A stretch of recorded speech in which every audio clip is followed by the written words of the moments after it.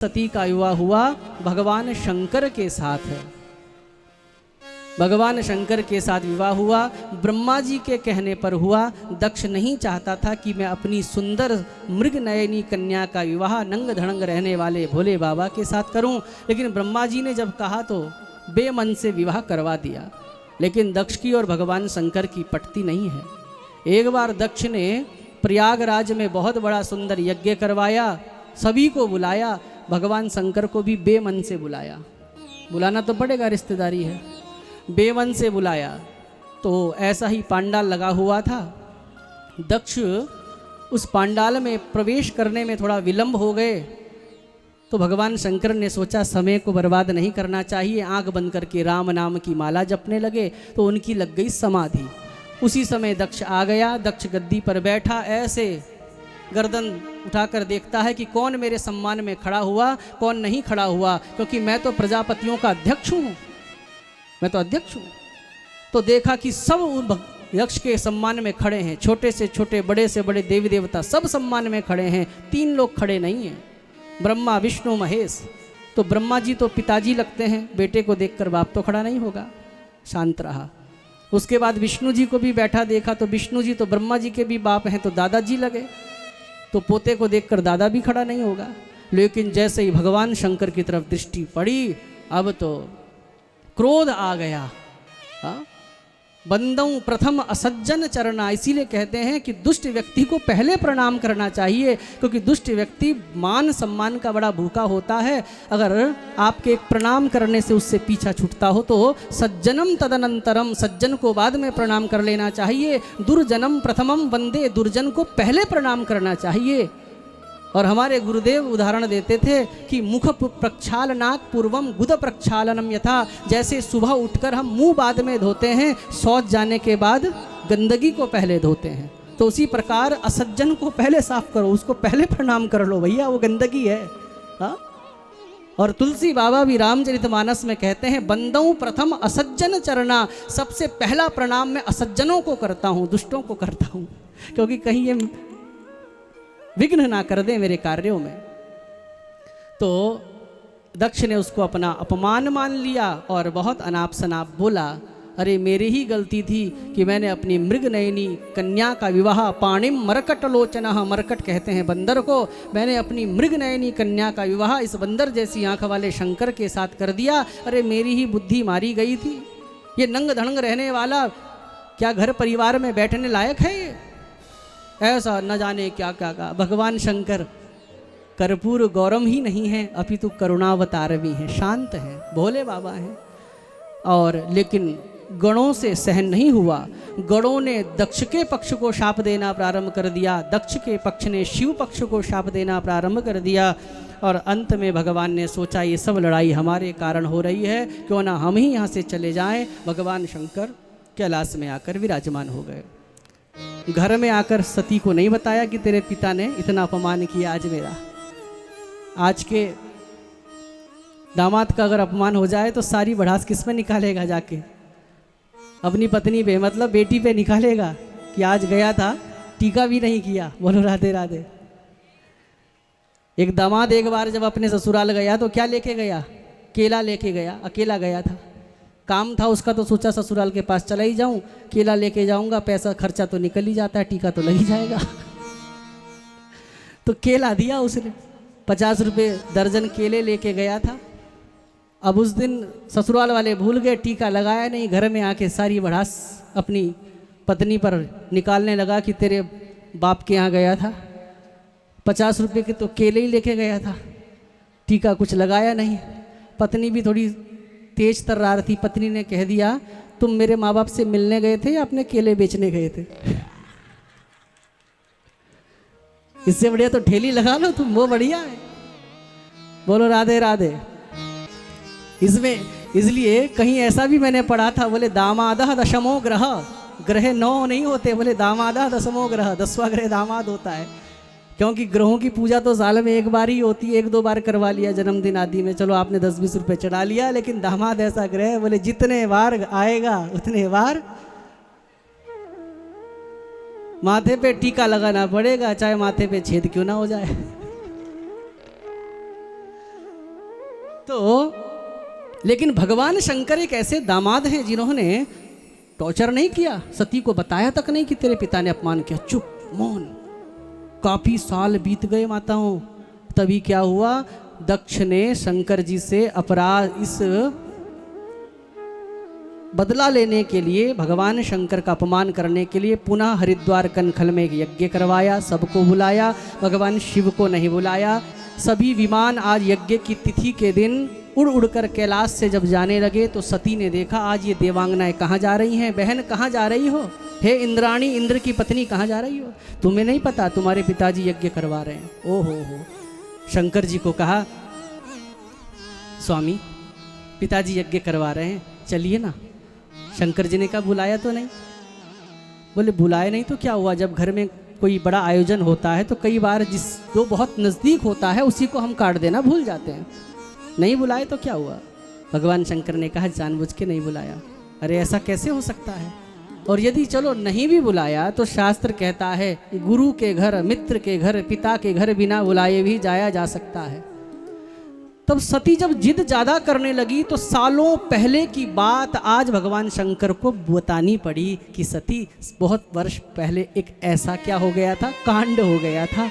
हाँ, और तुम्हारे पिता ना नाराज चल रहे हैं इसलिए नहीं बुलाया, हमको जाना अच्छा नहीं है। लेकिन मायके का मोह था, सती ना मानी। भगवान शंकर ने भी कह दिया यथा योग्यम तथा कुरु। भवानी वृषभारूढ़ होकर चली गई है कनखल क्षेत्र में, माता से मिली।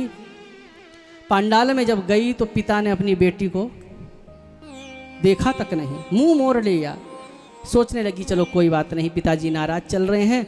पांडाल में गई कि अपने मेरे पिता ने कैसा यज्ञ मंडप बनाया है, कैसे चौकियां बनाई है, कैसे देवताओं का आह्वान किया है।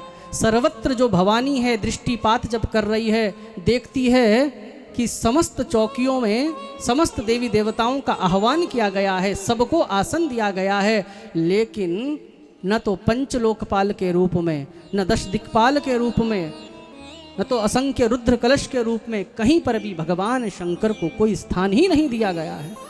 अब भवानी से सहन नहीं हुआ, अब तो भवानी भयंकर विकराल रूप लेकर बिखरे बालों के साथ दौड़ी दक्ष के पास, और अब सारी मर्यादाओं का उल्लंघन करते हुए सती ने कहा रे दक्ष, तुमको प्रजापतियों का अध्यक्ष क्या बना दिया गया, तुम इतने अहंकारी हो गए कि अपने दामाद का ही तुमने सम्मान नहीं किया।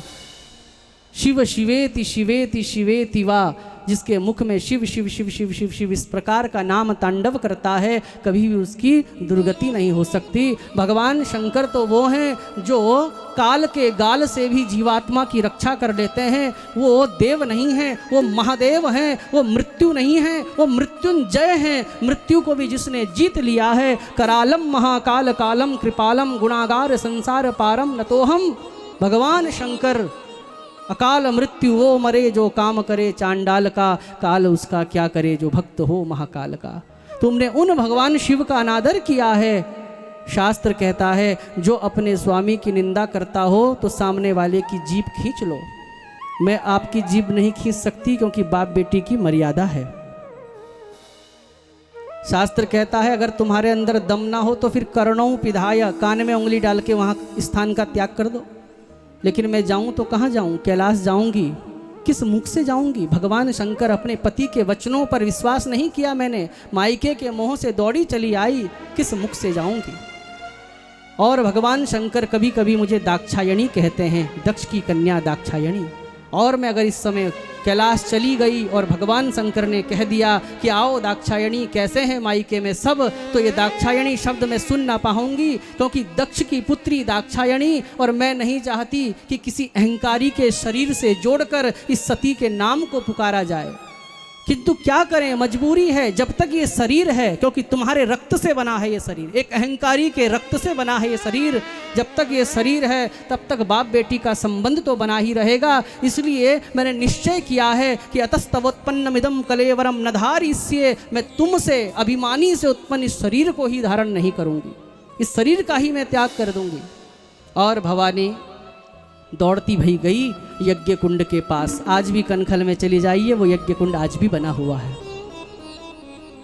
यज्ञ कुंड के पास गई हैं, बैठी हैं। उत्तर की ओर है कैलाश, उत्तर की ओर मुख किया है। और सती ने नेत्र बंद करके भगवान शंकर से अपने अपराधों की क्षमा याचना करते हुए कहा कि हे भोले बाबा, मैंने बहुत बड़ा अपराध किया। अपने पति के वचनों पर मैंने विश्वास नहीं किया। मैं भूल गई कि समस्त शास्त्र यही कहते हैं कि स्त्री अगर अपने पति के चरणों की, अपने पति के वचनों की अवज्ञा करके चाहे कितना भी बड़ा तीर्थ कर ले, वो समस्त निष्फल हो जाता है। और तीर्थ करने की इच्छा वाली स्त्री अगर साक्षी मानकर अपने पति को उसकी परिक्रमा कर ले, उसके चरणों के को धोकर उसके आचमन को ग्रहण कर ले, तो समस्त तीर्थों में स्नान करने का फल उसको प्राप्त हो जाता है। मैं पति की अवज्ञा मैंने करी है, बहुत बड़ा पाप मैंने किया है। भोले बाबा, आप तो करुणावान हैं, मेरे इस अपराध को क्षमा कर देना। हे भोले बाबा, इतनी विनती है, बरहूँ शंभु नत रहूँ कुंवारी। मैं किसी भी शरीर में जन्म लूँ या तो कुंवारी रह जाऊँ, मेरा वर्ण हो तो सिर्फ शंकर से हो, अन्यथा चाहे कुंवारी रह जाऊँ। बरहूँ शंभु नत रहूँ कुंवारी। अपराध की क्षमा मांगी है। इसलिए शिवलिंग का मुख किसी भी दिशा में हो, योनि का मुख हमेशा उत्तर दिशा में होता है। जो योनि होती है वो शक्ति का प्रतीक है। भगवान शिव को उत्तर की ओर मुख करके पुकारने लगी है। अग्निदेव का आह्वान किया है, आओ इस शरीर को समाप्त कर दो। अग्निदेव चरणों के अंगुष्ठ में प्रविष्ट हुए हैं और सती का वो शरीर भर भरा कर उसी समय जलकर भस्म हो गया। हाहाकार मचा है देवताओं में, भागो भागो भागो। नारद जी के द्वारा भगवान शंकर को पता चला। नारद जी कहते हैं, भोले बाबा, आपकी प्रिया, आपकी शिवा, मैं समझ सकता हूँ आपका कष्ट, आप अर्धनारीश्वर हैं। सनातन धर्म में एक पुरुष का जो बायां अंग होता है वो स्त्री का माना जाता है। उनकी पत्नी को कष्ट हुआ है, मानो भगवान शंकर का आधा शरीर स्वतः जल रहा हो। और तब भगवान शंकर ने सोचा, मेरा अपमान किया, कोई बात नहीं। जैसे पति के अपमान को न सहकर पत्नी लड़ जाती है, वैसे ही पति का भी दायित्व है कि पत्नी का अपमान भी पति को कभी सहन नहीं करना चाहिए।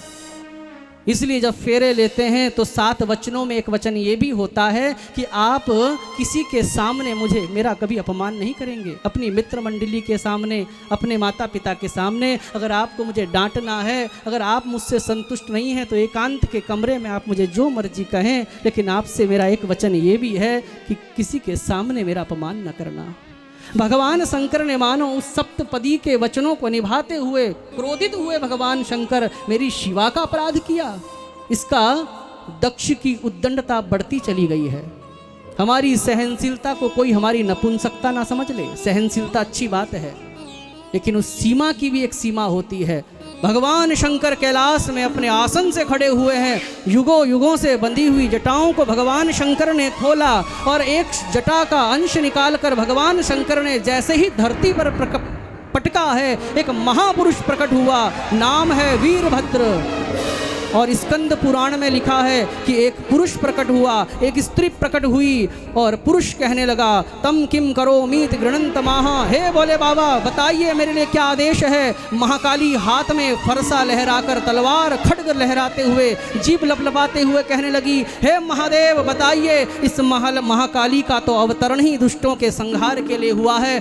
जैसे नाली की सफाई करने के लिए मैले कपड़े पहनने पड़ते हैं, वैसे ही शुद्ध दुर्गा आज गंदगी की सफाई करने के लिए काली का रूप धारण किए हुए है। बताइए भोले बाबा मेरे लिए क्या आज्ञा है। दोनों को आज्ञा दी है, जाओ दक्षम स यज्ञम जही, दक्ष सहित उसके यज्ञ का नाश कर दो। अब तो हाथ में 10 कुंटल का त्रिशूल घुमाते हुए वीरभद्र, हे महादेव, और महाकाली खड्ग लहराते हुए, हे महादेव, बचने ना पावे, मारो काटो पकड़ो भागो भागो। इस प्रकार का स्वर उस कनखल क्षेत्र में सर्वत्र गूंजने लगा। देवताओं ने जब देखा तो भयभीत होकर भागने लगे और तभी एक एक भूत प्रेतों ने, महाकाली ने, वीरभद्र ने एक एक दुष्टों को पकड़ लिया है, देवताओं को पकड़ लिया। जिस यज्ञ में भगवान शंकर नहीं आए तो तुम देवता अपना भाग लेने कैसे आ गए। शिव का अर्थ होता है कल्याण, यज्ञ का मूल संकल्प होता है कल्याण। जिस यज्ञ में कल्याण स्वरूप शंकर जी को ही नहीं बुलाया गया, तुम देवता कैसे आ गए। इसलिए देवताओं के अंग भंग कर दिए, खंडित कर दिए। वीरभद्र ने दक्ष के मस्तिष्क को मरोड़कर धड़ से अलग कर दिया, नारियल की तरह यज्ञ कुंड में स्वाहा। बोलिए शंकर भगवान की और तभी सभी देवता क्षमा याचना करते हुए ब्रह्मा जी के पास गए। बोले हमारे तो अंग भंग हो गए, खंडित मूर्ति को तो पंडित नहीं पूजता, देखो तो किसी देवता का दांत टूट गया, किसी का उंगली टूट गई, क्या करें। ब्रह्मा जी ने कहा जिस शंकर का अपराध किया है उनके सामने नाक रगड़ लो, भगवान शंकर बड़े दयालु हैं। देवताओं ने कहा बड़ा डर लगता है उनके सामने जाने में, वो तो साक्षात काल हैं। ब्रह्मा जी को कहा आप आगे आगे चलो ना, जब काम बिगड़ता है तो घर का बूढ़ा बुजुर्ग ही काम आता है। ब्रह्मा जी को आगे करके सभी देवता गए। ब्रह्मा जी को देखकर पिता कहकर भगवान शंकर ने उनका सम्मान किया। तभी देवता आकर क्षमा प्रार्थना करते हैं। भगवान शंकर प्रसन्न हो गए। भगवान शंकर ने पुनः जाकर फिर दक्ष के मस्तिष्क से बकरे की गर्दन लगाकर उसको उस यज्ञ को भी पूर्ण किया है। आज दक्ष भगवान शंकर की महिमा को समझ गया और भगवान शंकर की बकरे के मुंह से स्तुति करता है। दक्ष उवाच, क्या उवाच? दक्ष उवाच, दक्ष कह रहे हैं कि भूयान अनुग्रह अहो भवता कृतो में दंडस्त्वया मयि भृतो यदपि प्रलब्धः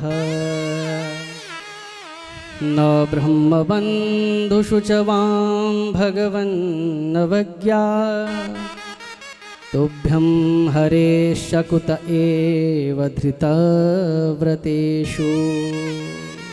भगवान शंकर ने क्षमा किया है। भगवान शंकर स्तुति से प्रसन्न हो जाते हैं। आइए भगवान शंकर की स्तुति करते हुए आज की कथा को विश्राम करते हैं। बोलिए शंकर भगवान